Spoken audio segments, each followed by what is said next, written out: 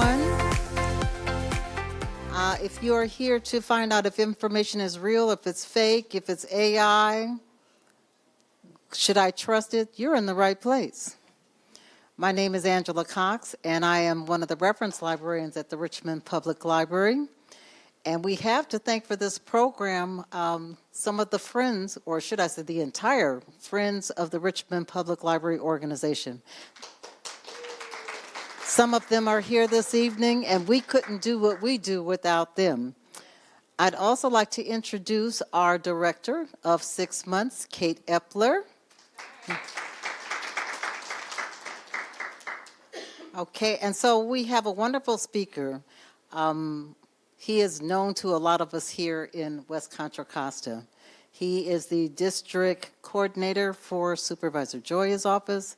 He is an economic and policy advisor. I first knew him as a journalist when he was a student at UC Berkeley, and also through some of the documentaries that are at the Richmond Public Library on the history of North Richmond. And I've met his children and his wonderful wife, and we are lucky to have him. Robert Rogers.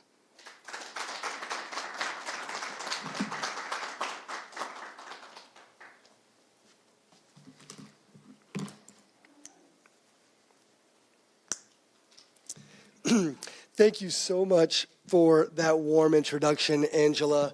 And I'm going to go ahead and give the ending away right off the bat in the beginning and say libraries are a huge part of what we need in our society as an antidote to disinformation. Libraries brought information to places that didn't have it in centuries before, especially in this country, have a rich tradition of bringing the light to places that did not have access to knowledge. And in our time and in the future, libraries more and more have to be leaned upon as places where truth and science are valued, and there's a safe pursuit, a safe inquiry.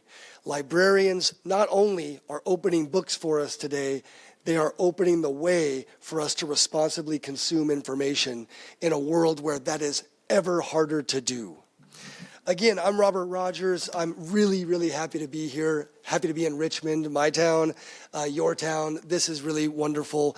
We're going to try to be really brief and really tight with a whole lot of information. I want you all to let your questions germinate. I want your brains to really be active, and I want to have a really lively Q&A at the end.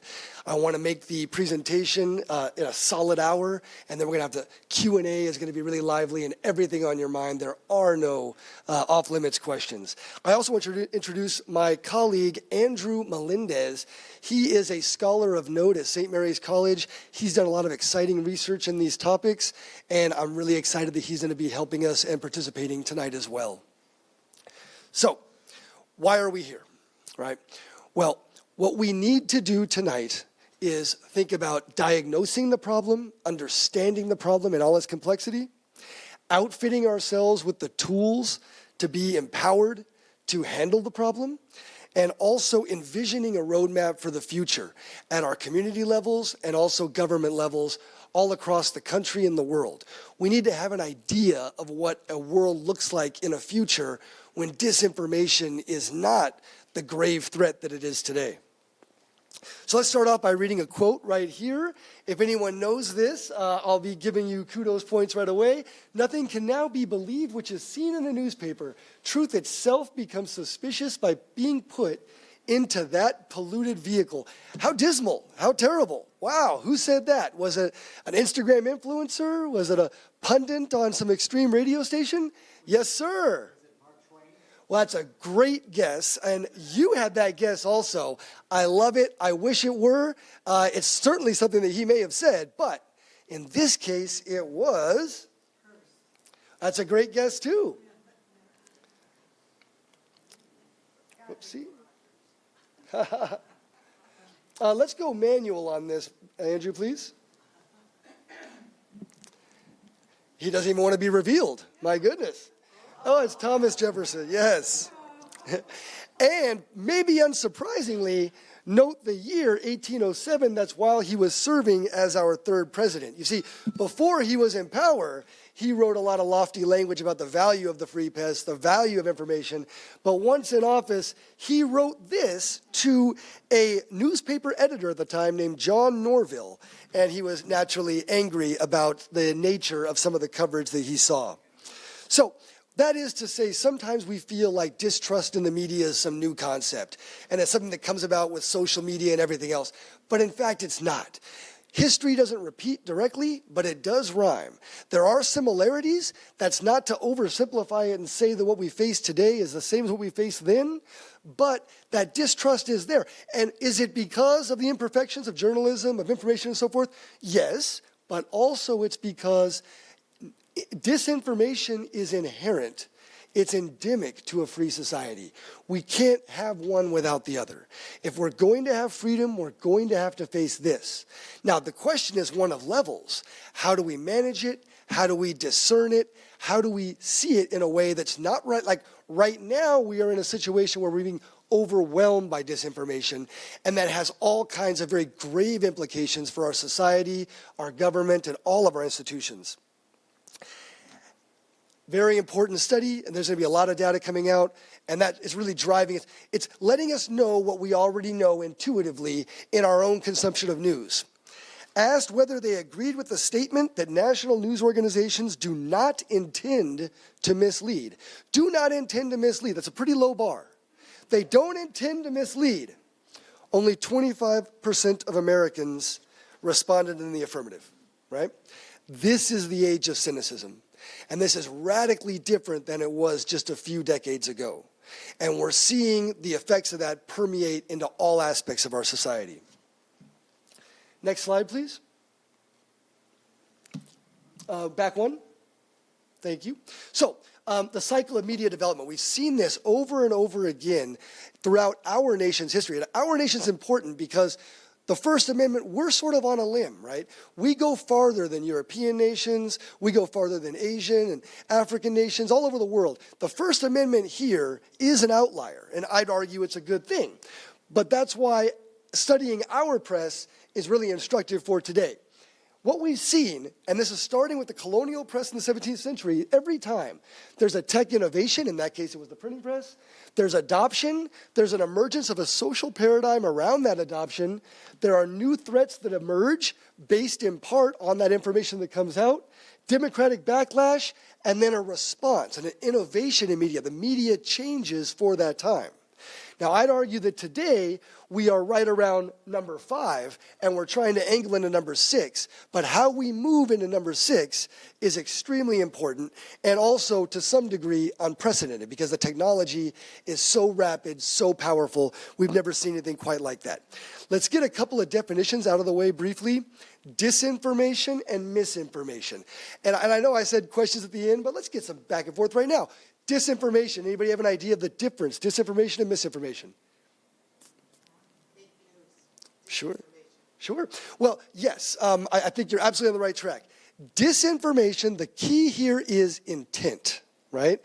Disinformation, often sophisticated, done by bad actors who want to have a certain outcome that is contrary to the truth, are using technologies to promote disinformation. And this is really, really powerful. The tools they have available today are like nothing we've ever seen. Misinformation is more benign, but still harmful. And in fact, misinformation, of course, is sort of the cousin or the cart that's drawn by the horse of disinformation, in the sense that when you've seen your friends, your colleagues, your uncles, your aunts, saying something on Facebook, sharing something that's clearly in your mind, sophisticated news consumer, not true, you might not blame them for that per se. They've shared misinformation unwittingly. They believe it. But the sophisticated actors that originated that, that's where the villainy really occurs. And today, with the virality of our technologies, that gets unleashed. That genie gets out over and over and over again, and we still don't have a good idea of how to combat that. So, the challenge isn't new, but the technology in some ways is. 4 in 10 experts, philosophers, media experts, and so forth, the universities surveyed say reality itself in this country is under siege.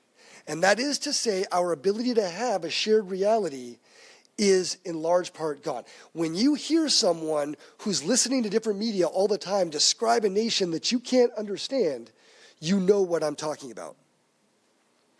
There's no campfire we are all getting around, to use your tribal analogy. There's no campfire we can all get around like CBS News at 7 o'clock and have some semblance of a shared reality. Now, in some ways, there are good things about that decentralization, that loss of authoritarian control of media, but there's also a lot of peril to that as well. Democracy, like I said, is not only under assault here, but around the world. Next slide, please. The components of democracy, we know what they are, and we see how they're under assault. Technology is a major factor, but it's not a determinant. Humans play a role here. We have power. We can make something happen. The ultimate paradox, I think, I would crystallize it down to say, would be the very democratic energies of our media systems, social media systems, web systems. And they are incredibly democratic. We can all be producers. We can all be sharers, distributors. We're all doing this all the time. Amazing, right? Share your truth, share that truth, whatever. That at the same time is deeply corrosive to our democratic systems. The paradox is that our democratic technology is exactly the other sharp end of the sword on our democratic systems. So we face a new dark age today, not one like previous dark ages, which were about a dearth of information, but now about a deluge of information. A lot of bad information, but deluge is important also because the volume is a big part of this as well. Too much, right? When you're overwhelmed all the time, what happens to your cognitive abilities? You can't make sense of things anymore. You become easy prey to those who want to use disinformation to push you some way. The deluge is a big part of what enables this to be so harmful. So what's more about this dangerous ecosystem that we have today to understand this? And we're going to go back to it. I just want to set the stage. The velocity is crucial, the velocity of information, the way that it travels everywhere. I can create fake news right now, and the whole world presumably could see it instantaneously, right? And then share it, and they often do. And what kind of fake news often gets shared, right? The kind that's more fake, the kind that is outrageous, the kind that stokes those primal impulses of fear, and outrage, and hate. Everyone is able to do that. Unfortunately, we're not always using those powers responsibly. At the same time, I mentioned the virality, right? The idea that once I've shared it, others share it, and what happens? It's a snowball going downhill. More people believe it. What do you believe more than anything else? Well, with the decline of democratic institutions, the decline of information institutions, we rely more on those around us. And those around us are often, in part, being pushed by those same forces. So therefore, I don't believe CBS News or whatever, but I believe my aunt, my uncle, my neighbor, and unwittingly, I've been pushed into algorithmic silos that they're all saying the kinds of things that I want to say. You can see how this becomes an existential threat to societies across the world. You can see how this is a friend to authoritarianism across the world. You can see how this is really dangerous for us here in America. What else do we have? Obviously, open to foreign attack. We'll go into that more. Newsflash, we were attacked in 2016 by the nation of Russia. There's just no doubt about it. Yet a huge amount of people don't believe that. Right? Disinformation, incredibly, the disinformation movers on the Russian side were aided by the disinformation from the systems here. And so now we literally can't even comprehend that an attack actually occurred. I haven't gotten to the scariest stuff, the robots. What are they, right? AI bots are everywhere, polluting this area and animating it powerfully. The AI bots are getting smarter with every moment. We're going to see it in 2024 like we've never seen it before. And 6 months from then, we'll see it again. The rapidity is really dizzying. We have to act fast. Just a few months ago, an Israeli think tank put out a report noting that a whole swarm of AI bots had engaged in an information campaign against Nikki Haley and Ron DeSantis, these participants in the Republican primary. So an entire swarm of automated bots, I mean, essentially a bot is a bunch of code created by a sophisticated actor, and the origin of which we don't know, but we have suspicions, has created automated machines that are creating information, telling stories online, having all the accoutrements of veracity, pushing all the buttons they know they need to push with sophisticated psychological inputs, and getting people to not like some candidate, not like another, driving wedge issues, and laying a very fertile and noxious soil for 2024. Now, all of this flies in the face in many ways of how we've always been brought up, what we've always thought, right? Intuitively, especially in America, we have sort of always been driven by this idea of the marketplace of ideas, right? This idea that, listen, we're all free, we can all share, there's going to be ups and downs, but the truth will always win out. Winston Churchill said, you know, you can count on Americans to always do all the wrong things, but they'll finally get to the right thing, right? Or they'll always do the right thing after they've exhausted all the wrong things. Martin Luther King said, the long arc of justice, history bends toward the long arc of justice, right? So we have this faith in democracy and freedom. And in some ways, that's being used against us now. The marketplace of ideas, all the way up to just 10 years ago, would have been almost universally acclaimed if I brought it up. If you asked people 20 years ago about the internet, about the web, about its effect on our democracy, it would have been almost across the board euphoric, utopian, right? Of course it's great. We will all be able to communicate, we'll be able to share resources, we'll be able to donate to campaigns, of course, falsehoods can't exist, we'll just cite sources. It's going to be wonderful. Institutions will be held accountable. Politicians can't get away from lies. People really said those, thought those, very intelligent people thought those kinds of things in 2000, 2004, 2010, 2015. People don't think that much anymore. We've been disabused of that notion in very stark terms and very rapidly. We know that this system can funnel this power to electeds and candidates who play to the algorithms, right? It can funnel power away from the people and to institutions that want to use disinformation to achieve other ends. We know that what this does to media is it makes them hunt for clicks, hunt for outrage, right? The tail is wagging the dog, so to speak. And what about elected officials? What kind of electeds do we get in an environment like this? Do we get electeds who want to be sober, who want to be careful, want to use good judgment, right? Who want to use justice? Well, that's great, but electeds today in this ecosystem environment, they have to, how can they get clicks, money, support, following? They have to trigger outrage, right? So we have a system that is beginning to breed a new kind of leader, and that's very dangerous as well. So I think that we need to focus tonight on, we'll make it 3 basic buckets, right? How do we get better? I know that this has been pretty grim. Let's get strong now, right? How are we going to get better? We need to think about education, we need to think about institutions, and we need to think about innovations. Innovations both, we'll make the third part of the bucket a 2-part and say legislatively and technologically. Education, I know it can sound rote, but it's not.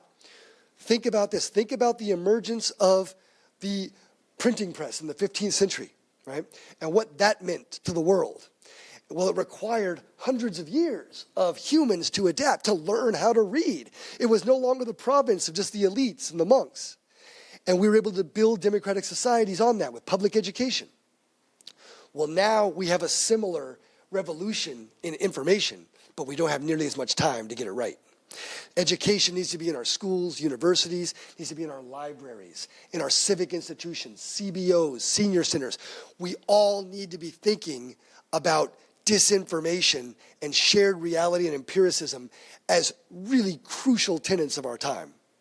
You know, there was not to get too political, but in 2016, there were all these candidates. One of them was Pete Buttigieg, and he said a couple of times, I didn't follow much of it, but I did notice when he said, I think that democracy is really the most important thing we need to be talking about because it's really under threat. And he was implying all of this, I believe, but he was saying that our sense of shared reality is fraying badly, and we need to get to work on that. because this is not going to fix itself. Institutions. The decline in the trust of institutions is not only an effect of this, it's not only a consequence of this, but it's also going to be something that allows this to get worse, right? We're going to see graphs later. They're going to show what Americans' trust in institutions is all across the board. Media, Congress, science, you name it. That opens the way for this kind of thing to happen. We need to bolster democratic institutions. Without them, we're naked in this fight. Innovations. Legislation, technology. And this is also to say there is no simple fix. And I don't even know what the fix is. But there are a lot of things that we need to do. We need to throw a lot against the wall. Legislation. We'll talk about some that might have some help, but definitely Congress is not going to save us. That's not going to be a single fix to this problem. Technological innovations. That's going to be a big part. The tech companies today have more power than any media we've probably ever seen in the history of humankind. They're going to have to be a part of the solution. Now, we might have to pull them really hard. We might have to batter them a little bit, but they're going to have to be partners if this is going to work. Next slide, please. So, very brief. Let's go back to history really quick. 1638, the first printing presses came to Massachusetts. They were a revolutionary way to communicate. Right away, they started generating revolutionary energies. The King of England didn't like it very much. We know how that story went. Important to know, those early papers, very partisan, not professional at all, just full of lies, outrage all the time, right? But it worked in that particular context. And it also was limited, of course, by things like public education, by how many papers were available, and so forth. Next slide, please, 10 and 11. Penny press age comes later, 19th century. This is where we go from the partisanship of the early press to a commercial bent, right? And this suddenly fake news wasn't about politics and power as much as it was about commercial performance. And so, next slide, please. What we saw right away was, I love this one, the Great Moon Hoax, I believe 1858 in the Sun newspaper. And it was a sensation, a whole story about how someone with a powerful telescope had discovered this whole civilization on the moon, and people loved it. Circulation went through the roof. It was fantastic, right? And that taught those penny press folks an idea.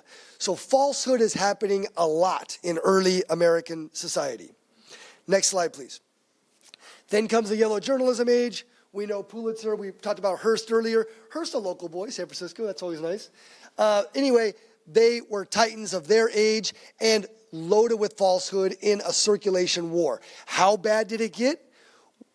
I mean, life and death today, yes. Life and death, absolutely. Falsehoods helped to drive America to war. In Cuba in 1898, a tremendous amount of loss of life. Next slide, please. Do we have the main? No, we don't, but that's okay. There was a story about the Maine exploding in the harbor, right? Still dubious to this day, but absolutely, the newspaper titans helped drive America into a war of conquest. Newspapers and falsehoods as handmaidens of colonialism around the world. 14, let's go to the Golden Age. So then we have the kind of period which a lot of us remember, a lot of us think about. This one's really prominent, right? This is sort of the professionalization of news, right? You could call this a high point. You could call this a golden age. I would. Obviously, many imperfections, but newspapers, public trust in news organizations at an all-time high in the late 60s, early 70s. Newspaper reporters seen as smart, dashing, justice-oriented, swashbucklers. The smartest kids in colleges wanted to be newspaper men and women, right? Also, it was very progressive in the sense that, they were getting a lot of people, people of color, gender equality. The newspaper was better than many industries of its time, right? So that's the golden age we remember quite a bit. I would call it a maturation. Go into the next stage, please. And like I said, and we were talking about those stats, early 70s, we reach a sort of peak point, right? A great deal of trust in the mass media. Nearly 80% of those polled in 1974, 75. Pretty amazing, right, to think about that today. Great deal of trust. We'd probably be in the single digits right now. Next slide, please. So, Now, and right before I go into this, I want to just say one thing. There's going to be a couple of judicial cases and legislative reforms that are part of all this ecosystem. I want to mention them very briefly. 1964, New York Times, Sullivan, that was the one that established how difficult it is to sue the news for getting it wrong. They created the test. The litmus test was absence of malice. As long as you could not be proven to be trying to directly make a falsehood to harm someone, you would win your case. And that's obviously a very high burden of proof. So that enabled news gatherers to go out and aggressively report the news and not be too afraid of making a mistake. 1964 New York Times versus Sullivan. Let's go into a case study very briefly. Think about your own news media diet. So, this is last summer. I am on my Instagram account, right, having a fun time, looking at stuff, probably being duped in different ways, thinking I'm smarter than I am. And here I get a DM, slide into my DM, that's the parlance of the time. My friend sends me this and says, look at this guy. He is going to show you why the COVID vaccine is a fraud, right? I look at it, and it's just loaded with all kinds of wacky stuff, right? The COVID vaccine is implanting chips and so forth. It also has stuff about, as part of this carnivore diet, you got to eat all raw meat, all this weird stuff. My friend, who I grew up with in high school, sensible man, completely bamboozled by these things, right? Completely off the rails, right? All the way in. That was just a taste. So, I know this is untrue at first blush, but I decided to humor myself and do what we call lateral research. We'll talk about that in a little bit. So I started looking at this. I look at who the person is, right? I find out it's an IG account that has hundreds of thousands of followers, tremendous influence all over the world, right? I find out that this operator lists himself as the owner of Eat Nose to Tail, a Texas meat company, right? Commercial interest in this carnivore diet thing. Then I noticed that he's posted an original story from Newsweek. Ooh, Newsweek magazine. That sounds good. I like that. I grew up reading that. Very trusted, right? I go to that Newsweek article. I see the story. The story is here. It's by Kevin Bass, MD, PhD student, medical school. Interesting. Under that powerful nameplate of Newsweek. And I read all about the COVID vaccine, politicization, and so forth. Then I do some more lateral research, and I discover that this story also exists in what's called the Tennessee Star. Tennessee Star, well, that sounds good. The Star, that's been a name that's been used by newspapers for a long time. There was a Washington Star back in the day of Woodward and Bernstein. And I look at this very, very nice looking, very legitimate looking news source, right? I look at what is the Tennessee Star. I get to a Wikipedia page, has a lot of links there. There's a lot of value there.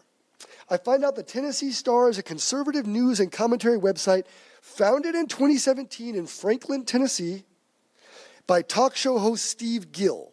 It's also part of a website a part of a whole coalition of other Instagram accounts, other social media accounts, other websites. Then I find out that it's all funded by the Tea Party movement and other influential Republican donors, right? Now, I've discovered this in a matter of minutes doing lateral research, using Google as my friend, using some basic tools, and an open mind, a skeptical mind. I bring all that information to my friend. What do you think he says? Fake news, right? My stuff's fake news. This is the legit. This is the age of cynicism. This is what we're battling against. The tentacles are everywhere, and we have a great deal of work to do. Before I go to the next section, I had to call up my colleague, Andrew, who's done some exciting research on this. Andrew, please come up and join us and share a little bit.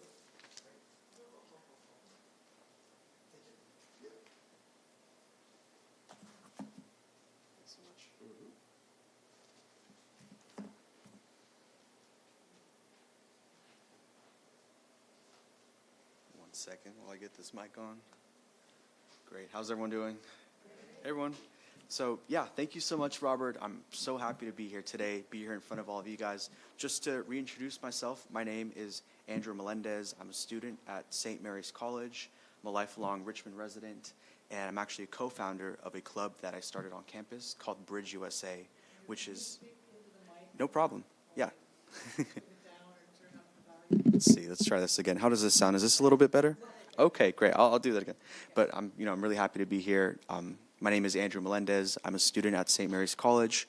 I'm a lifelong Richmond resident, and I'm a co-founder of a club on campus that I helped found called Bridge USA, which is a student-led organization that aims to directly combat misinformation and political echo chambers at our college campus by bringing people together across the political divide and engaging in good faith arguments.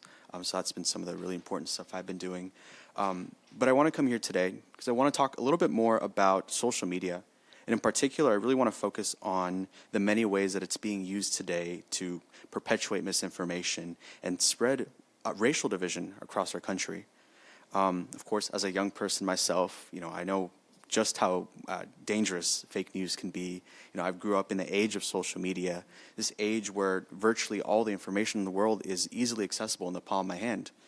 But at that same time, there's so much news where we don't exactly know what is true or what is fake anymore. And so it's in this environment that we really start to see, some of the more sinister consequences of this new reality. So I brought a few examples today. I just want to go over some of them with you guys so we can learn a little bit more about what exactly I'm talking about here. So this is the first post right here. At this bottom left, we see a post about the Black Lives Matter movement. This one made its ways across Facebook and Instagram. This is actually one that I came across a few years back.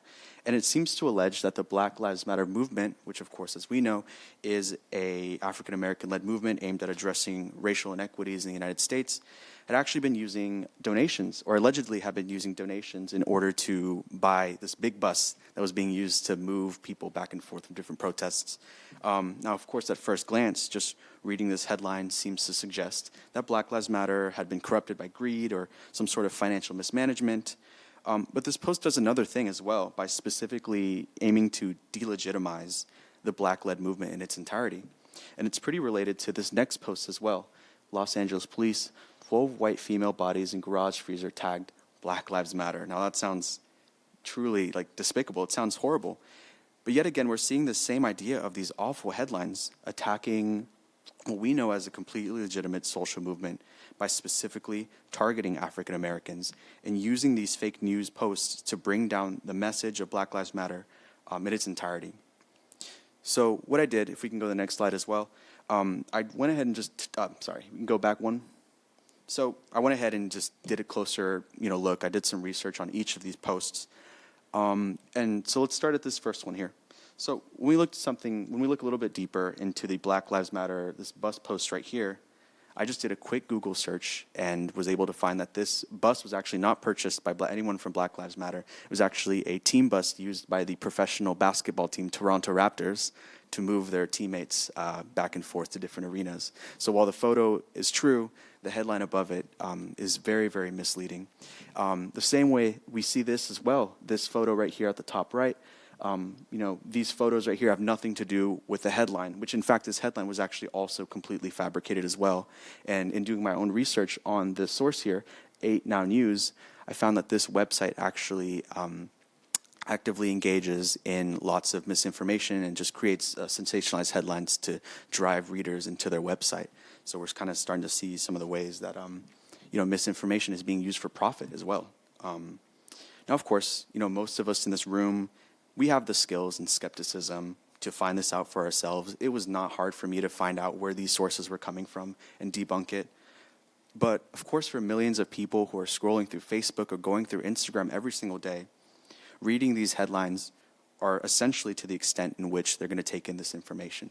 And that's really dangerous. Andrew, is that a clue that it says bath salts on that? So the article talked a little bit about how he was on bath salts, but it was all just really exaggerated, sensational stuff, and none of it was proven true.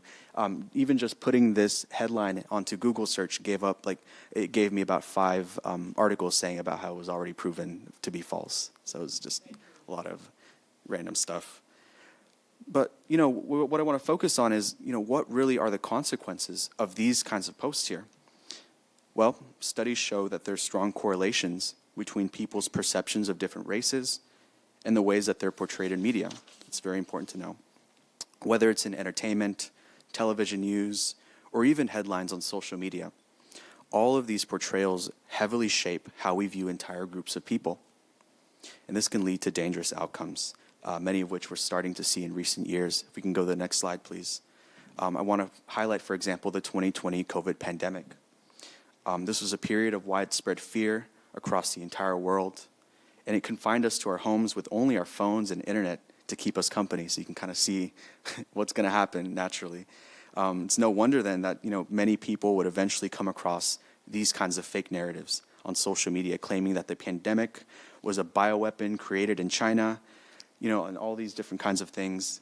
And what I want to focus on is that this connection between COVID and China, although many scientists have already largely debunked this claim, was then widely spread across social media, with even the most prominent figures, like you see here, Donald Trump, calling COVID a quote-unquote Chinese virus. So it's no surprise then that during this period, actually I want to focus on this here, a UCSF study linked the rise of fake news headlines about China with the rise of anti-Asian hashtags and other kinds of posts on social media platforms like Twitter. And then at the same time, the Center for Study of Hate and Extremism would report, as you can see right up here, a 149% increase from 2019 to 2020 in hate crimes against Asian people living in some of the largest cities across the country. One more thing as well is from March 2020 to June 2021, there were more than 9,000 anti-Asian hate incidents that were reported to the advocacy group Stop AAPI Hate. So, what does this tell us about the impacts of social media misinformation? It tells us that fake news can be easily spread beyond the confines of just our digital spaces. These false narratives have the power to really radicalize people who are susceptible to this kinds of influences. And it can lead to immense emotional, and in this case, physical damages to all kinds of people, but in particular, people of color who are victimized by these warped social media portrayals. Today, we're witnessing a dangerous new trend today that, if left untouched, can and will result in more lives being lost as people are further thrown into these echo chambers of racial resentment and hate. And, as bad actors, as we see here in these previous posts, and other foreign powers as well, begin to fully utilize social media as an agent of chaos, it's only then that we're going to truly realize just how grave of a situation that we're in today. So I want to thank you guys for that, and I'll go ahead and pass it back to Robert as well.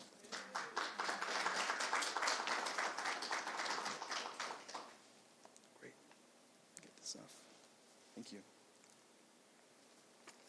Great job.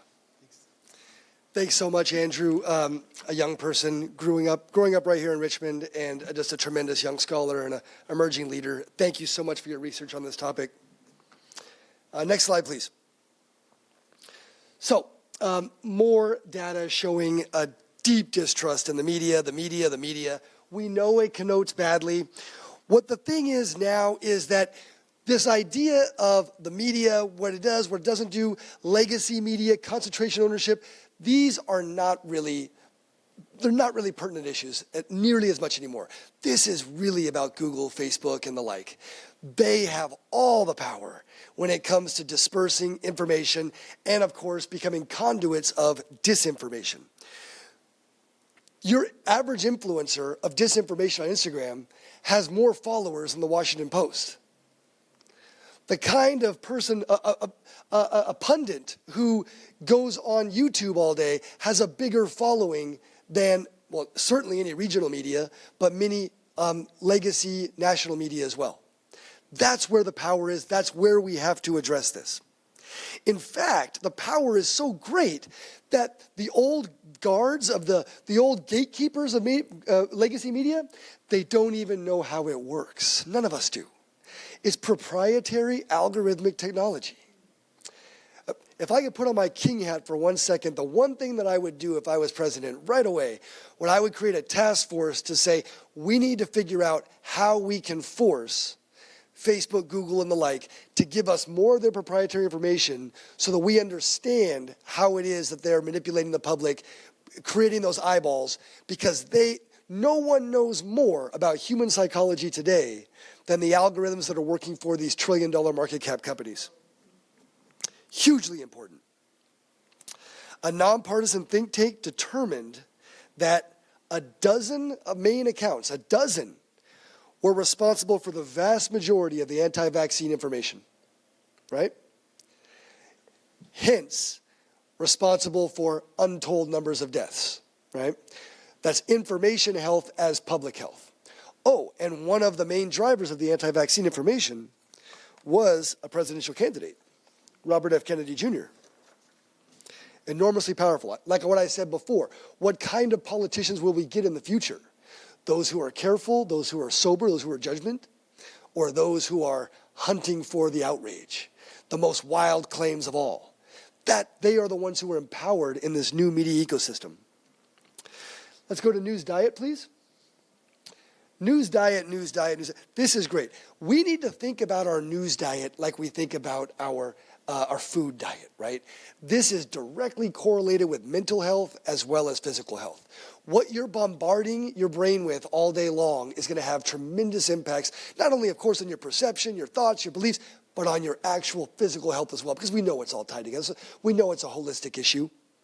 So, to get a little bit of the data, you see more than 80% of Americans get their news from the smartphone, just 30% from television, just 8% from print, 76% of millennials getting most of their news from social media, 67% of those over age 65 getting mostly digital news. And obviously those folks very vulnerable to disinformation.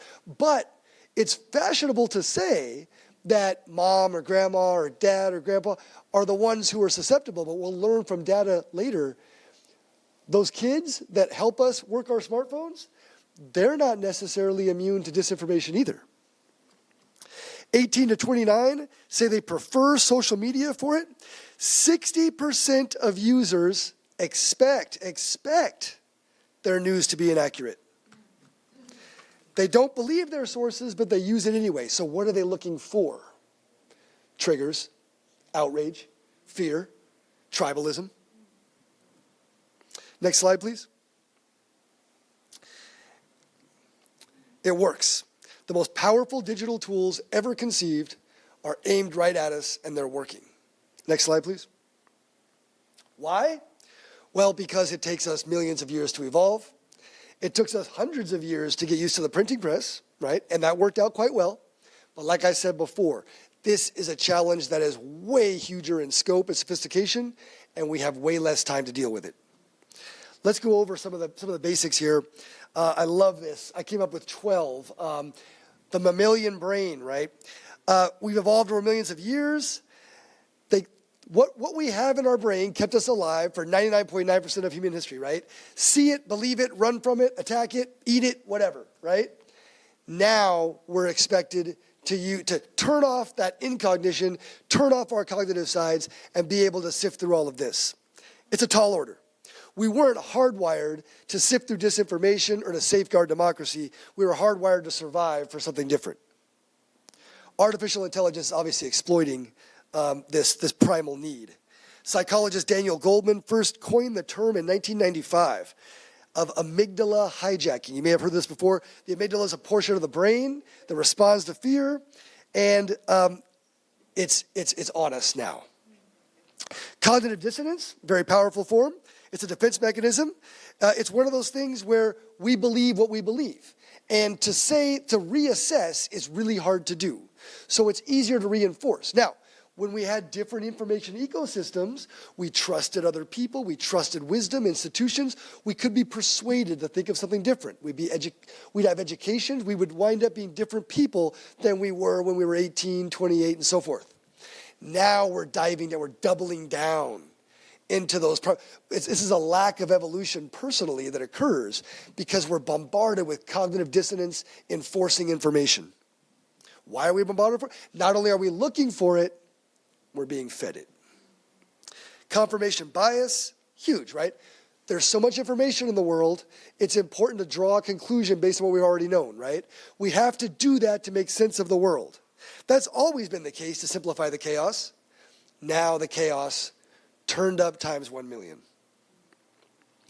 This also creates that tendency to go into echo chambers and to go into peer groups and silos where we hear those same things that confirm those biases. Dunning-Kruger, we saw a whole lot of that during COVID, right? Everybody was a medical expert about what we should or shouldn't do, right? My uncle just knew everything about what I ought to put in my body and what the effects would be. A public health master, right? Now, by the way, we see a whole lot of experts out there on international relations, on what we ought to do here or there or wherever, right? We're naturally inclined to overestimate the value of our own opinions and beliefs. That can serve us well. Sometimes it's good to have confidence, right? But with these tools, it becomes a weakness.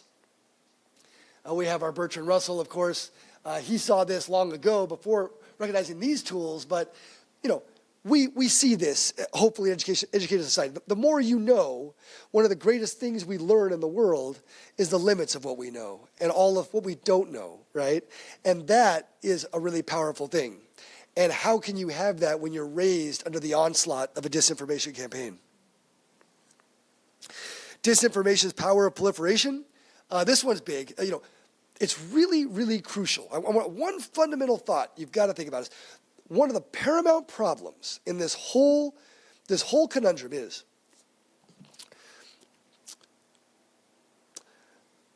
the disinformation is geared to proliferate best, right? It's those things, the more disinformation it is, the more outrageous it is. The system as it is, along with our brains as they are, they coalesce to create this powerful incentive where disinformation rules. We've essentially created a technological and societal ecosystem where disinformation flourishes. And real information, the hard truth, the unsexy truth, it lingers over and over again.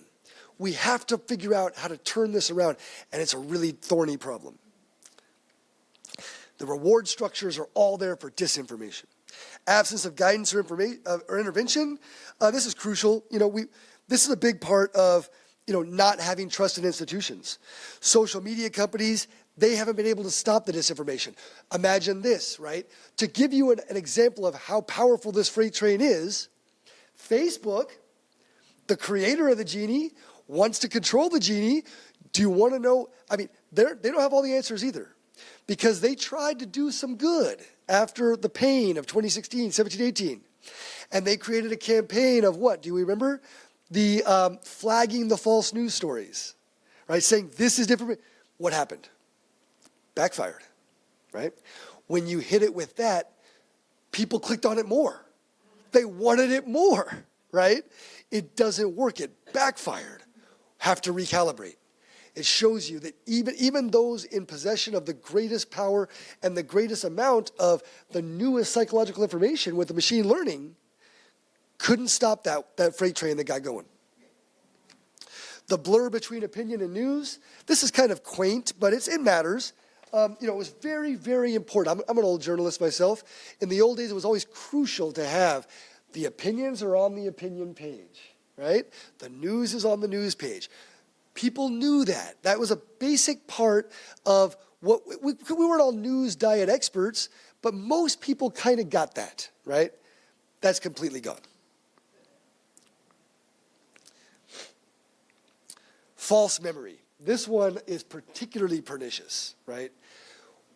And this is one that disinformation users, the sophisticated ones, they love this, right?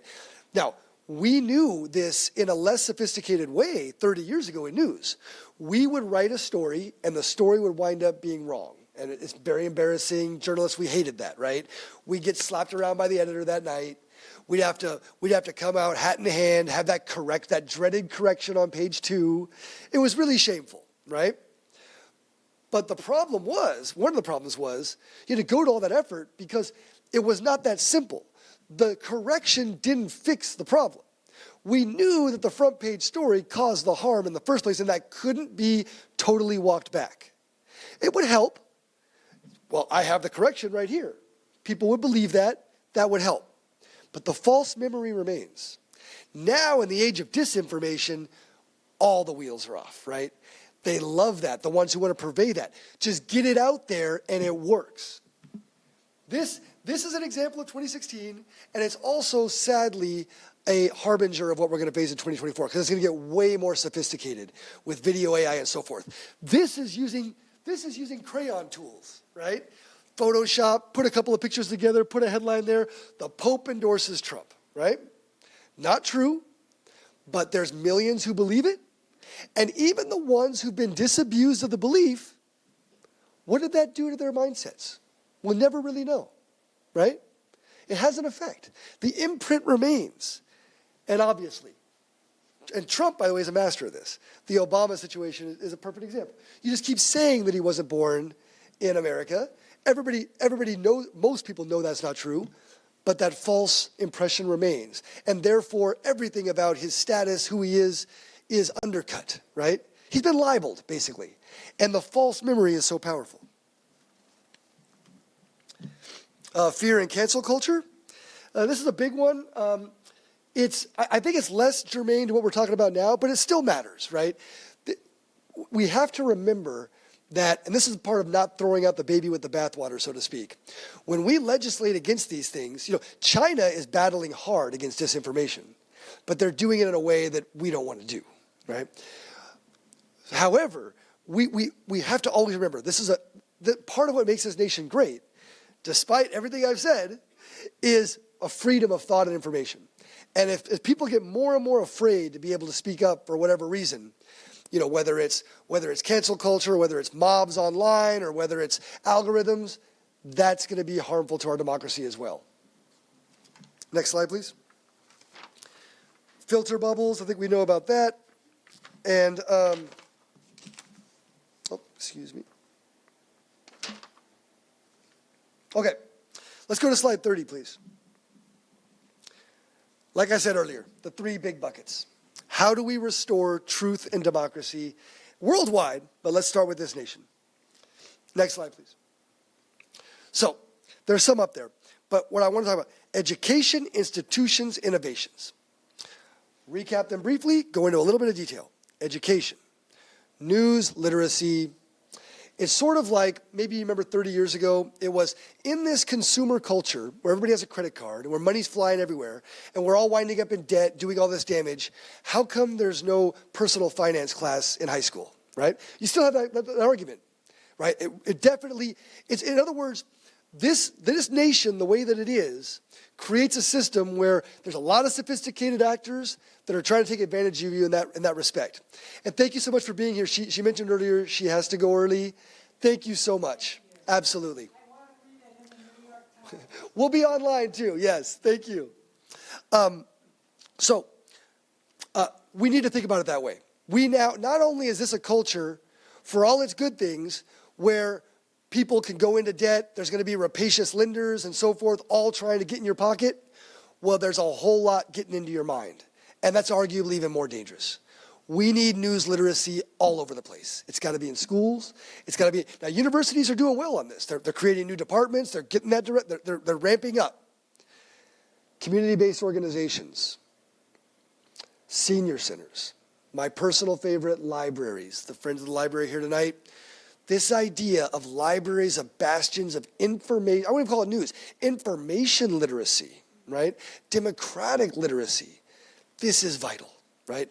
I think, because a lot of people do some hand-wringing, no one in this room, of course, but some people do hand-wringing about what do libraries look like in a time where people buy their books on Amazon or everybody reads online or all that, right? Those materialist concerns. True. But in this existential threat, I feel like libraries are the heroes that are right there in every one of our communities. Support your library. Absolutely. I was hoping I'd get an applause for something there. You've been really wonderful. There's been a lot of grim news here. I apologize. Critical thinking, on a personal level, curating your socials. We'll talk about that more, but think of your news diet, right? Like you make a grocery list, we have got to curate the information. We can't just be passive recipients anymore. The algorithms will take you over, and they'll have you thinking up is down and down is up, right? Malcolm X said in 1964, the newspapers will have you believing that the good guy is the bad guy and so forth, right? I'm sorry I butchered the quote, but he was absolutely right then in talking about the power of media in order to change your mind, to influence you in a noxious way. And now we need people like Malcolm today, right? Because now the forces are much more powerful. Institutions. We have to save and bolster the free press. Schools, libraries, governments. Legislation and technology as well. I'll just touch on a few of these things, right? I'll make the case again like I did before on that thesis. All of this is made much more rampant by the decline of all the institutions around us, right? The democratic institutions, the pillars that help a democratic society remain on some kind of an even keel, they've all been chopped down. And that allows stuff like this to run rampant. So, these kinds of organizations, they have to be supported. When you hear somebody, I mean, whether they are a Russian disinformation campaign people or someone else, when someone wants to destabilize your society, what are they going to do? They're going to come right at your trusted institutions right off the bat. Those are the ones who are trying to hurt you, right? They know that that's the way, that's what many dictators have done over time. Well, I'll leave them nameless. What can we do on a legislation point? Now, this is dicey, right? Because there's going to be a lot of legislation that's going to float around that could make problems worse than better. It's not the most precise tool, but it is part. Remember, no silver bullet. This is going to require a holistic approach. What are some that come out to right away? Well, Mark DeSaulnier, our local congressman, he has a bill that's still floating in Congress, hasn't gone anywhere, but it ought to be supported. And it's about allowing news organizations to have nonprofit status so that they can create new revenue models because the commercial advertising model is over, right? It's not sustainable. So the New York Times already created its own nonprofit wing. That's helpful, right? But he's got legislation that will allow all news organizations to act that way. And as we know, when you give nonprofit status, that allows new ideas to flourish, that allows new models to come about. The Warner-Klobuchar Honest Ags bill, that's another one. It's not gone anywhere, but the idea was that we would have Facebook ads, all political ads on Facebook would have to have prominently who's funding them right there, right? It's an idea. I don't know if it's the right idea, but we need to be pushing our legislators to come up with new ideas all the time. And then, of course, there has to be a massive amount of technological innovation, right? What does Facebook, Google, the others have to do? They have to figure out ways, and we can push our legislators to push them, but we have to figure out ways. How do we weight information differently? Because the way it is now, Facebook's news feed, right, is weighting things. It's disweighting truth to some degree. It certainly was. Maybe it's gotten better in the last 2 years, but how do we do that? How do we create systems of authenticity, of authority? How do we provide people more context to understand information? Because the way that it's pumped out on our digital channels now provides none of that. It's a fertile ground for those who want to do disinformation. It's a fertile ground for people who want to say, I'm a doctor, and here's my Newsweek article about COVID-19. Let's move to the next slide, please. We have the Mueller report. I only wanted to bring that up only to say, this was a monumental report in my mind, right, that touched on all kinds of things that I'm talking about today. And all we really got from it was no collusion. Okay. Well done, right, by someone who wants that done. But the reality, and by the way, it wasn't necessarily, it was not provable. But anyway, the high standard of proof. But absolutely. They dissected in tremendous detail how foreign governments easily manipulated our disinformation systems in order to create an entirely chaotic election environment and totally destroy trust in our institutions, even our most sacred institutions, which are our voting machines, right? So digital news literacy, it's vital to our education system, but more important, it's vital to our news society. We need to ramp up quick. It's going to cause major investments. It's going to require major investments. Let's move to the next slide, please. Here we have Tocqueville and Jefferson. Tocqueville, a Frenchman who came in the 19th century. Newspapers more necessary in proportion as men become more equal and individualism more to be feared. To suppose that they only serve to protect freedom would diminish their importance, they maintain civilization. Were it left to me to decide, I'd have newspapers without government, right? In other words, both of them are talking about how, I'm always swinging back and forth. I'm always talking about disinformation, mortal existential threat, terrible time, and then I always have to remind ourselves, we have to have free information also, though. We can't lose that.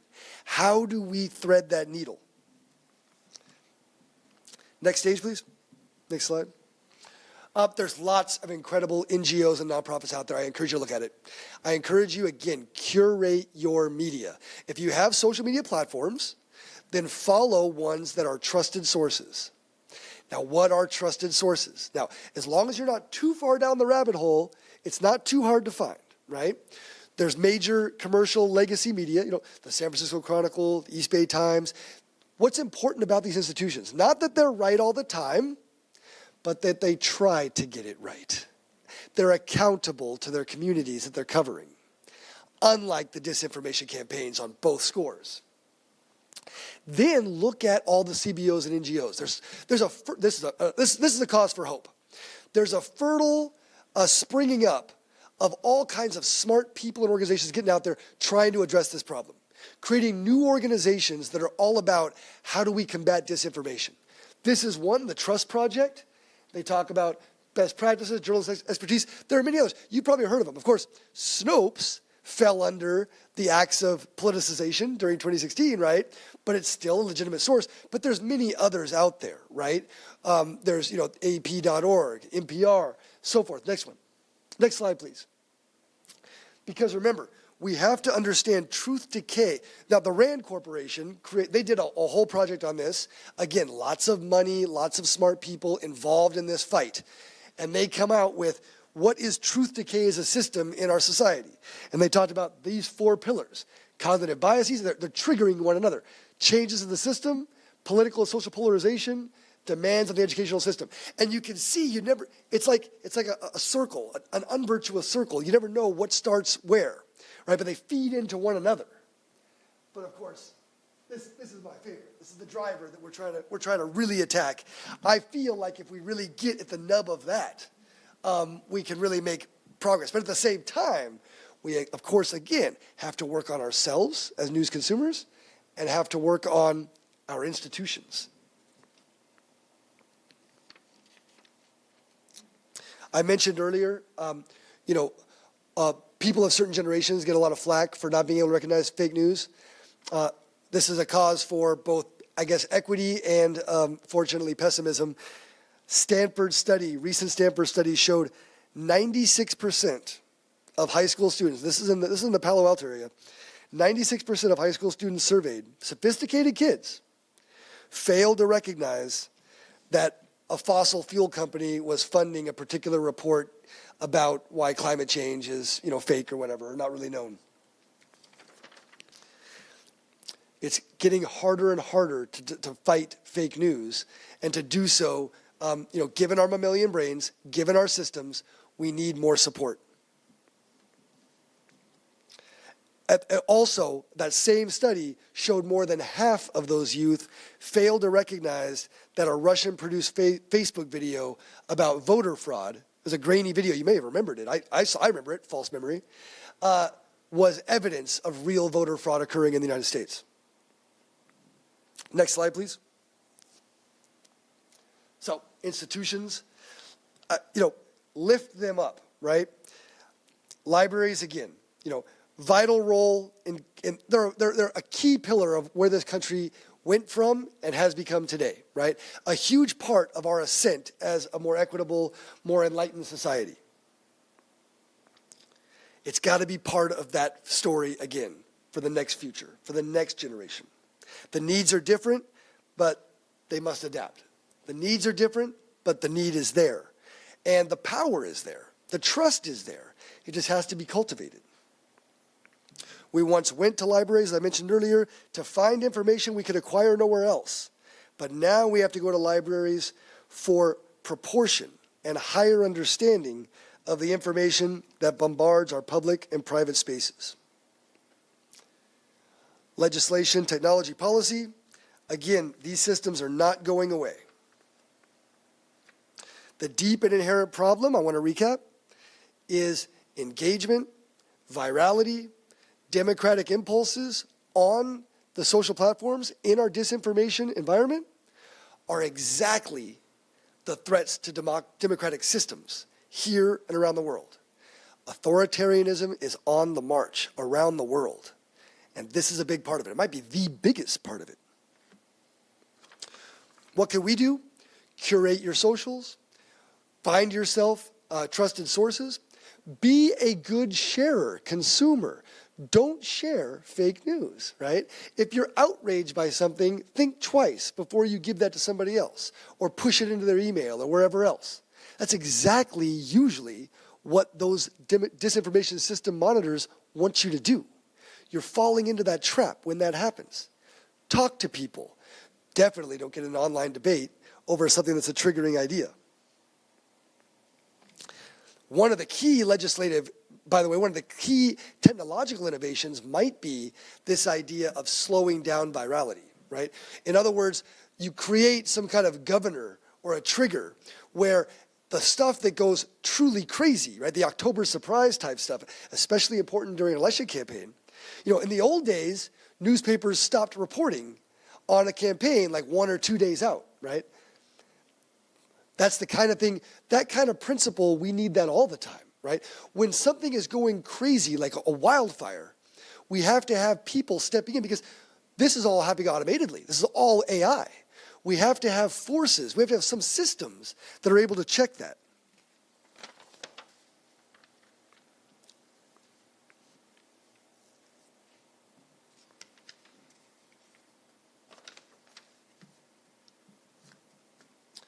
Let's bring up the Lincoln quote, please.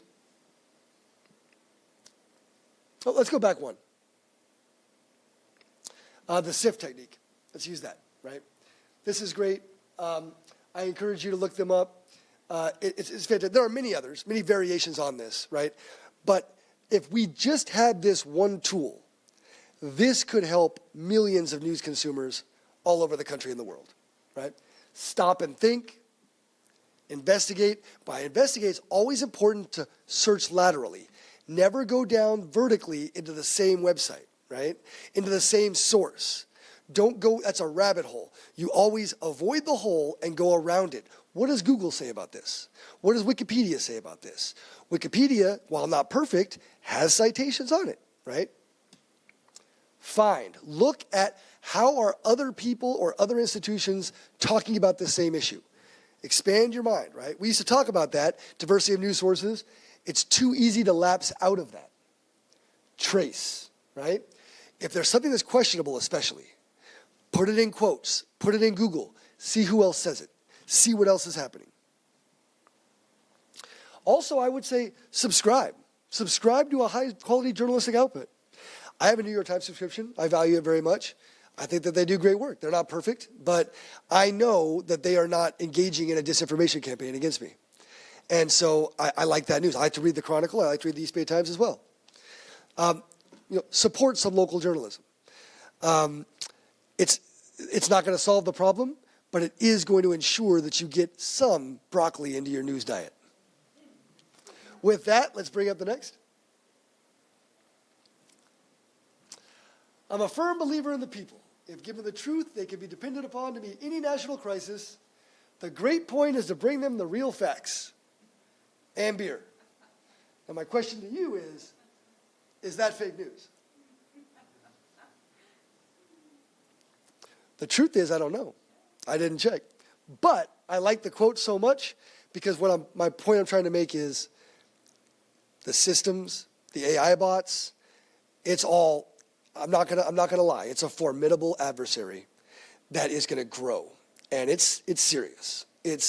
I'm optimistic for the future of my children, but I also know that this is a dangerous time in terms of what the future means. It's moving so fast.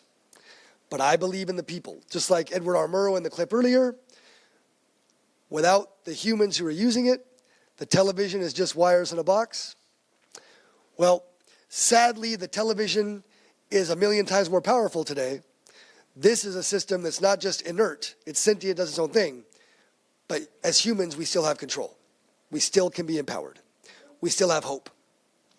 With that, let's go into that Q&A.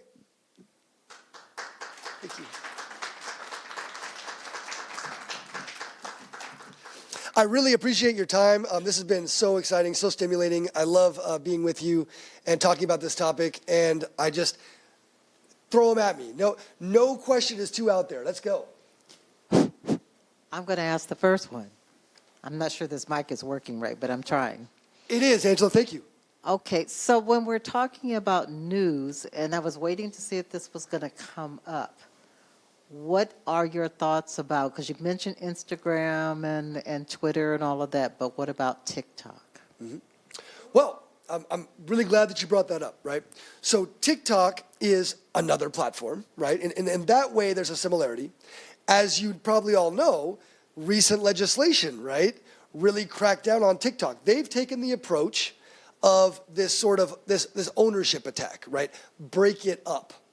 And so now they've been able to do that, Congress, because TikTok has Chinese ownership or whatever, right? So TikTok is particularly vulnerable to this because owned by the Chinese. There's a lot of concern about that government. Naturally, their lobbyists aren't going to be as powerful in Washington as Facebook's and Google's. So that's an interesting test case. Now, what I think is I think that TikTok, and I'm on it myself, I don't use it much, but I think that it's potentially very dangerous. Is it something that is right now a Trojan horse in our society? I think that there's some evidence to that, yes. I think not the platform itself. The platform is inert, but I think that people are using it in a way that's extremely powerful, also targeted particularly towards young people, and is a place where a tremendous amount of, they've all got the disinformation, but TikTok's particular platform is so powerful, so popular, so awesome, so engaging. It's also a powerful tool of disinformation. So what I think about TikTok is I think that it's another platform, not too much different than the other ones. I think that in some ways it could be worse. I think that Chinese ownership is concerning. I do think that we're not in a war, but I think that there is definitely a rivalry globally for what the world will look like in the 21st century. And I think that nations like China and Russia would prefer the world to look more like they look than we look. And I think that TikTok is potentially dangerous. Now, whether this legislation gets at it, the breakup idea, by the way, I don't necessarily love. Like if you say we could fix this problem by breaking up Facebook, it's too big, I don't necessarily agree. My guess is that there would just be new players that would take up that space, and they might be worse than the ones we have. The TikTok one's a special case. That's also, by the way, why Instagram was able to sort of take TikTok's recipe last year and be super popular with it, because no one's going to defend TikTok's proprietary technology since it's a Chinese company. So I'm sorry for the meandering answer, Angela, but I think that TikTok's pretty dangerous. I wouldn't let my kids on it. I do go on it myself. I think that there's a lot of disinformation on it, and I think it's particularly powerful. Now, that said, there's also all kinds of really fun stuff with cats and dogs and everything else on it too. Any other questions? Right here. Great question, Angela, by the way. Thank you. Thank you for a great talk. I think we could talk about it for hours, but I always believe in follow the money. And talking about TikTok, I don't know if TikTok is going to be much better off with Steven Mnuchin, who's the guy who's trying to take it over, the former Secretary of the Treasury, than it is with the Chinese, but that's a different issue. But talking about, obviously, the big tech companies have huge lobbying budgets. And how do you expect to be able to counteract that? Because, I mean, much smaller and not as rich organizations like the NRA, for example, have been able to put a break lock on any efforts to regulate, in the case of the NRA, weapons. So to try to regulate the big tech companies, to me, which is what is necessary. And, back in when you had the big oil companies, decades, centuries ago, they were broken down because of monopoly concerns. But I don't see any of that coming anytime soon. So it's a great concern.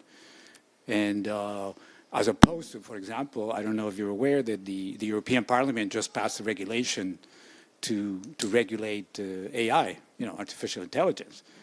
But I don't see that coming either in the American legislation. And by the way, the breakup of TikTok was adopted in the House, but it's doubtful that it's going to pass the Senate. Mm-hmm. So, don't hold any great hopes there either. But anyway, we could talk a lot more. But to me, follow the money is very important. How the political advertising and disinformation goes on. It used to be Fox News. I don't know how big Fox News is in that, the weight of Fox News in that galaxy is nowadays. I think it's probably being shifting to the big social media companies, but it's really concerning, and it's also should be a subject of interest to all of us and for the future of our democracy. Thank you. Thank you so much. Now, there's a lot there. I'm going to try to get it all. If I miss something, bring me back, please. Absolutely, I agree. There's always in our system, there's always the big concern about capturing, right?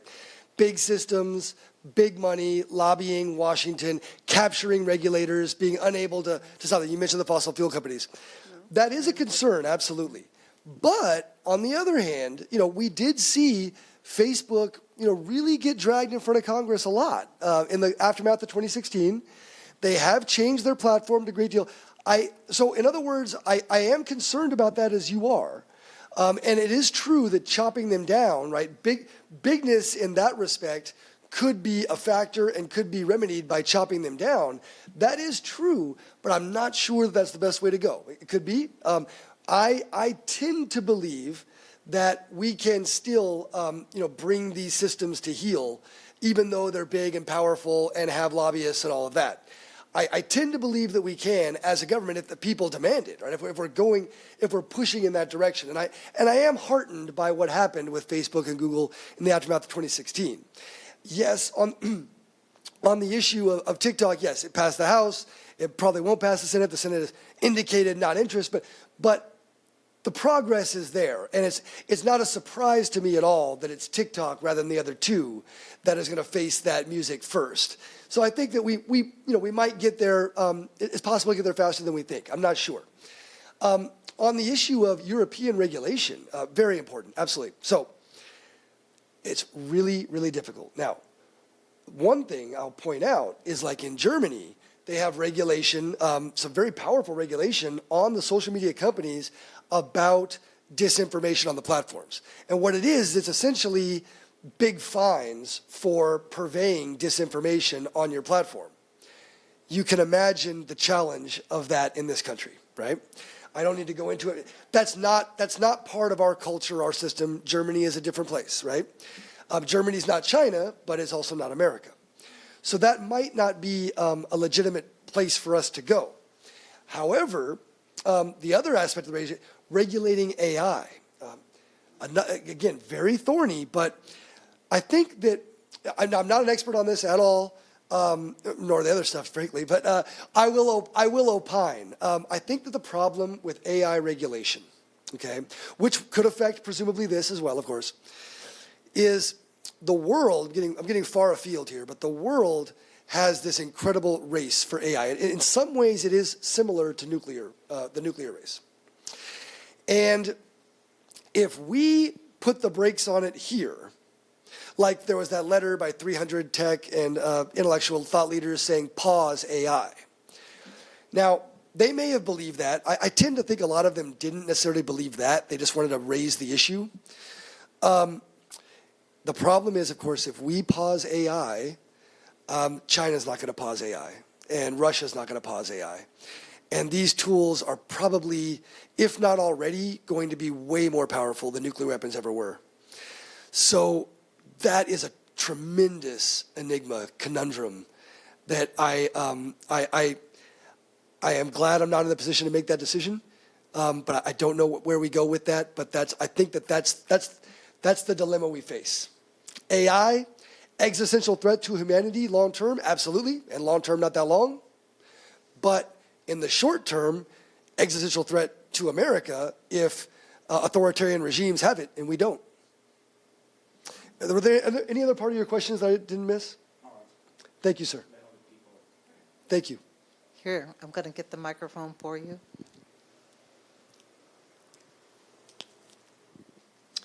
The government just released a study about the dangers of AI, and very scary stuff.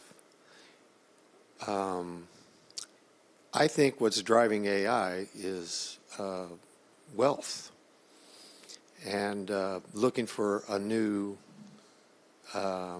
source of revenue. And it's being sold, and sold hard, all over our media. I think it's being driven out of Silicon Valley.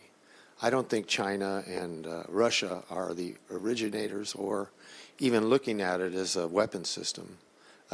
We're the beginning of that, and so I'm really worried about AI, and I don't I don't see that fear-driven approaches. You know, oh, they'll have it, we won't.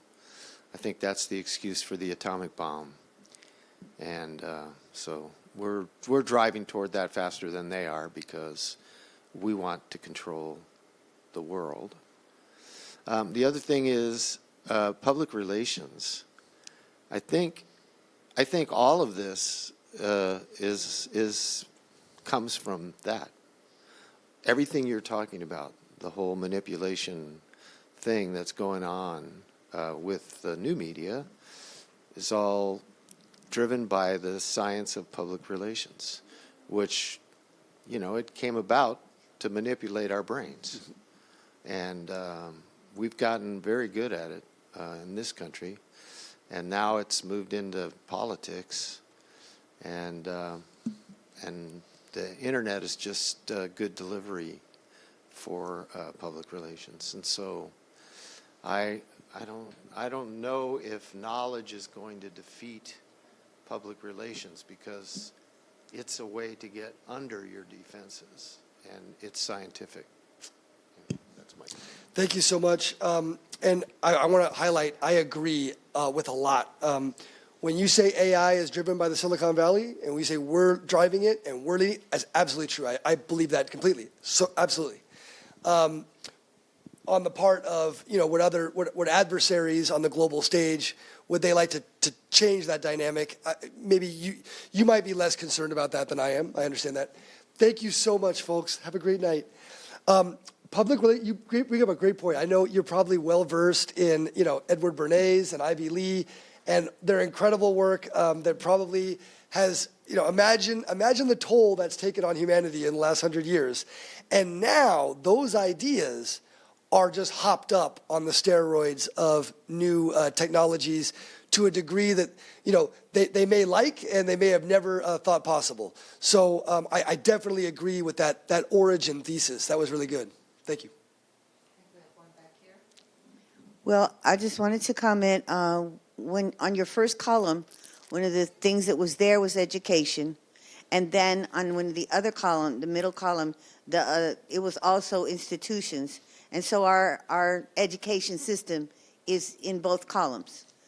I wanted to comment that that what I see on Facebook is so disturbing to me.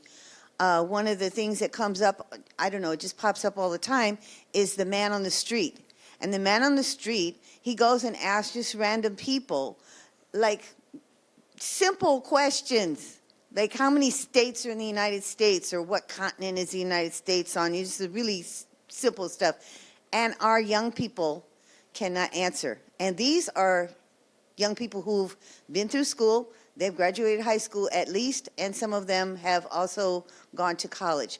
Now, they're not the one segment of college graduates that are, you know, in CEOs and they're lawyers and they're doctors and stuff. This is an average man on the street, okay? It's so disturbing. But then in my own personal life, I have to argue with my young people in my family when they tell me they don't need to have any education from the system because all of the books are biased from the colonialism and you know, and the empire, you know, the empire of the United States, which was connected to England and the empire of the all over. They don't have to, because they can go and they can ask Google or they can ask Alexa, and that's going to give them the information. I'm saying, do you realize that the information that you may get on a particular search may be totally incorrect, and you don't know because you didn't bother to pay any attention in your high school class. You don't know the simple thing of what Hitler did, how he moved through the stages, and so therefore you can't see that Trump is using his book, and he's going through the stages. And one Facebook thing said, well, we're already on step 8. You know, we are in a terrible situation. We've got half of the country who are supporting that person who is following a Hitler playbook, but they are also unable to answer, what is the capital of your state? You know, it's like, it's just, I can't even imagine. I wasn't the greatest student in school, but I was interested. And I remember them saying, I think you had something up in your quotes, if people don't do anything, if they just stay inactive, then they're part of the problem. They allow the evil to happen. I didn't say that quote right, but you know which one. That was very good. Thank you. Then the other one is, if you don't know any history, even if it's their history, okay, and it's not exactly right, and it's not incorporating or including your history, you're going to repeat those mistakes, and you're going to fall in the same hole. So there's a lot of people, in my opinion, at least half of the United States, voting public, that don't know why World War II happened. And so therefore, they don't know why Hitler rose to power. They don't even know why it mattered. All they know, everybody knows, is 6 million people were killed in that situation. But most of the same people don't know that more than 20 million people were killed in the Congo by King Leopold. This is the information, the education piece that's missing. And it's so sad because the libraries are not being utilized, you know, like they used to be. The best trip on Saturday was to have permission to go to the library and just stay in there for hours before I checked out my books and went home to, you know, explore whatever was in the books that I selected. They're not interested. They're not interested in that. They only want to be on the tablet and on these platforms and looking at all of the entertainment. So I think that education is really hard. And then you see the kids throwing things at the teachers, beating the teachers up, walking out of the classes. You have an uneducated public in the United States. Yep. I don't. That's So- not a question. I'm sorry. No, that's very good. I'm going to disagree with you on one little point. Okay. When you said that you weren't a good student, I find that hard to believe. So I'm going to disagree there. You were obviously a good student. I will say we could have a whole presentation about what these social media, web-based disinformation systems, what they mean for the health and the education and well-being of our youth. What do we do as parents when our kids are disengaged totally? They don't think they need to go to school. There's nothing there for them. And all of the false information is right there for them on their tablet and their Facebook, on their phone. What do you do? You can't have any boundary, you know? I don't know. You can't enforce the way my generation was brought up. We did have rules. We did have consequences. Seems like this generation don't have rules and don't have consequences. So what we know is that these systems are massively deleterious to the well-being and mental health of our children. When they are on their screens a lot and they're using, and it's not just screen time, like there can be good screen time, but when they're on their screens using these kinds of platforms unregulated, we find that kids have anxiety, we find that kids have higher rates of teen suicide, we find that they can't think, they perform poorly in school. It is a public health crisis. What we need to do is strongly regulate what our children do online. And I know that's hard to do. We can't lock them up. These systems are powerful and they're everywhere. And I don't have a direct answer for you. I can only say the danger is real. Just a quick comment. Thank you. Sorry. When you were going through some of this, I was thinking of Marshall McLuhan, and The medium is the message. yeah. Excellent. So it just was like, oh, geez, we're going back, and we're going back, and we're going back, and it's like this cycle. It's interesting, and anyway, that's I think that McLuhan would not be surprised that his theory still remains, but he would be surprised probably. He probably never could have anticipated the sophistication of our current environment. I mean, when you think of all the innovations in the last 20 years or 10 years, this is the one. What has happened to our information systems has radically changed humankind across the world, for good and bad. Thank you. I just wanted to follow on the earlier comment about young people and information and say that there is hope. I'm going to cite my sources because we're in this room together. This was reported in The Guardian. It's a study done by the American Library Association. But Gen Z and millennials are using public libraries at a higher rate than previous generations. Almost half of their survey of 2,075 had visited a physical library within the past 12 months. So there's hope. Yay, libraries. That's tremendous hope, and I really appreciate you citing that data. And what that tells me is that when institutions adapt to a new time, they can be successful in their mission. And to the degree to which that data is true, those libraries and those library leaders have really made a difference. Can you say that again, please? One more time.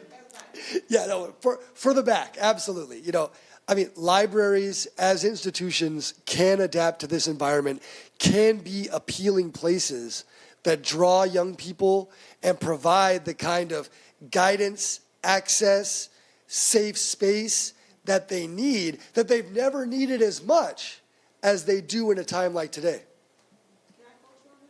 Yes, please do, Yvette. Thank you so much. The last question, right?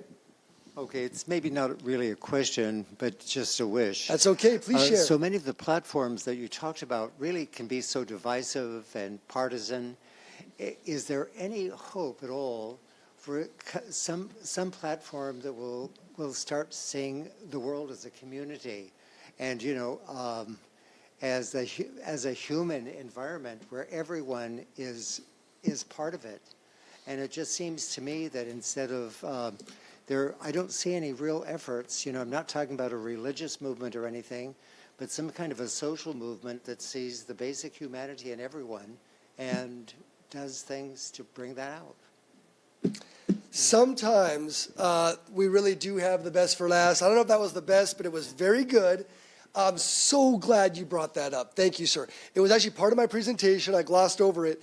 But one of the things that people are thinking about, and I believe definitely has some traction, some merit, it's an exciting idea, is this idea. Well, first of all, on the bigger level, all that talk about institutions, certainly one of the things that we ought to do is have our government, our tremendous wealth, we should be channeling more of that into public media, right? Public media needs to grow with the time. That's not the panacea, but it's been so dwarfed by these powerful algorithmic social media companies, it just doesn't keep up. I mean, a few of us listen to NPR, but it's just not in the space as it should be, right? So funding independent public media corporations, it's not government-controlled, Pravda or whatever. That is really, I think, a big part of what reform looks like. Then, you brought up the social channel. I love this. So I think there are people who floated this idea of like NPR social or public media social or something like that. So I totally believe that there is a wide open space, a wide open niche for exactly what you're talking about if someone occupied it. Of course, the startup costs are high, the competition is fierce. The government could launch a corporation to play into that space, but I think that people are hungry for a space where it's not so divisive, where there's more. I mean, you see these little niche ones all over the place where people share scientific research, and Reddit to some degree has some of this going on, but a major player on the scene with an entirely different culture and ethos, I think there's a lot of energy for it. It's just I don't know exactly how to start it. I think the government could play a role in that as well. So thank you so much for bringing that up. I think that's part of what a very broad and diverse basket of reform could look like. With that, we'll close. Thank you so much. Thank you, Robert. I hope all of you enjoyed that. He is going to be providing some tools that will be on our website in the future where you can dispel some of these mistruths. Share the tools with other people, please. Come to the library and engage, and particularly now in this presidential election, you want to be able to make informed and intelligent and educated decisions. So thank you so much. Thank you.